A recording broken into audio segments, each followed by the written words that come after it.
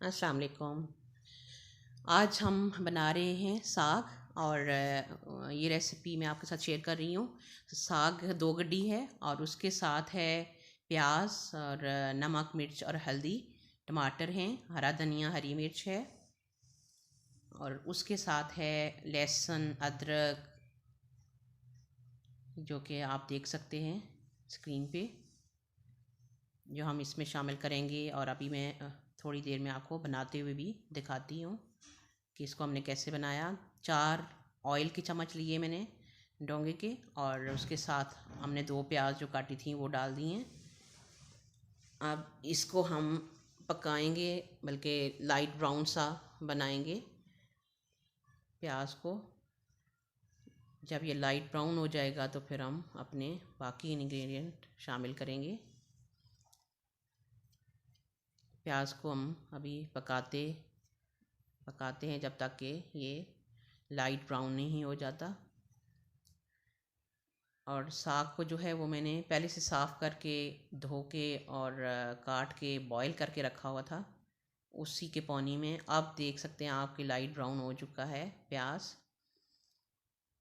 और उसमें मैं मसाले और जितनी भी चीज़ें थी इसकी वो साथ शामिल करती हूँ।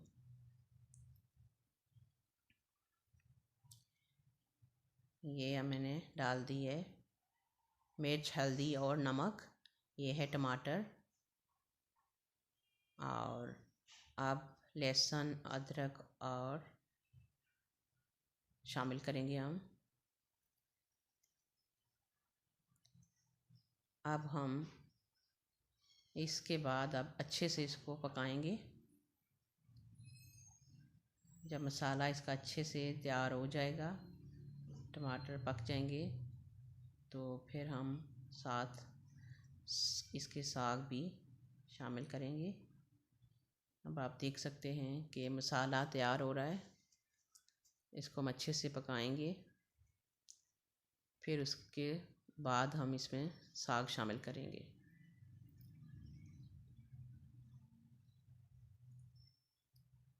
मसाला अच्छा बना हो तो फिर हांडी बहुत मज़े की तैयार होती है।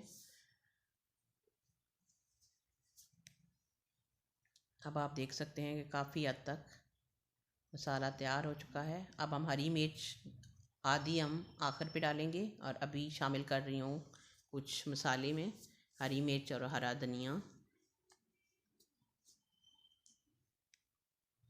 जो के साग के साथ पकाएंगे तो एक खुशबू और मज़े का टेस्ट आता है। जो मसाले के साथ ऐड करें इन चीज़ों को, तो अब आप देख सकते हैं कि मैं साग ले रही हूँ। अब जो 2 गड्डी काट के साफ़ करके रखा था उसको मैं डाल रही हूँ। लेकिन साग का ये है कि आपने इसको पकाना सही है, इसको फेरना ज़्यादा होता है। ज़्यादा फेरेंगे तो फिर बहुत मज़े का बनेगा।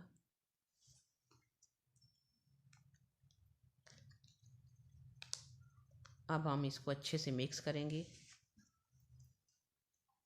अच्छे से मिक्स हो जाए तो फिर हम इसको, कुछ चूँकि ये गला हुआ है तो फिर हम इसको अच्छे से फेरेंगे।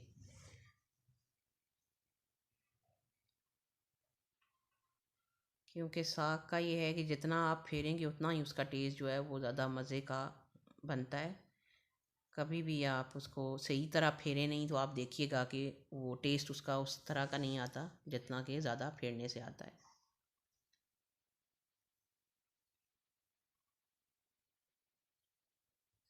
अब ये आप देख सकते हैं कि हमारी रेसिपी आज की तैयार हो चुकी है।